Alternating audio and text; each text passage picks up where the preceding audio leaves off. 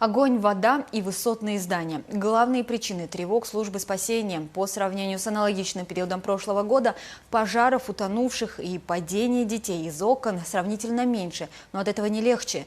Невосполнима потеря даже одного человека. Спасатели созвали брифинг, чтобы призвать через СМИ население к соблюдению мер безопасности. С начала года в городе утонуло 10 человек, 3 из них несовершеннолетние. Среди главных причин – купание в неустановленных местах, нередко в нетрезвом состоянии, отсутствие контроля за детьми. Игнорируются и карантинные ограничения. Спасатели перечислили, сколько они рейдов провели и вывесили билбордов и предупредительных табличек об опасных для купания местах. В СМИ, социальных сетях постоянно публикуются посты и видеоролики, но все тщетно.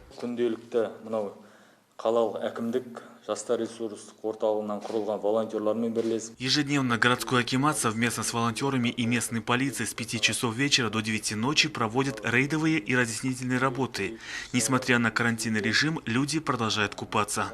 Количество пожаров в городе сократилось на 4,4%, но в этом году они унесли 3 жизни. Причины пожаров в большинстве – неисправная электропроводка, детские шалости и неосторожность отдыхающих на природе.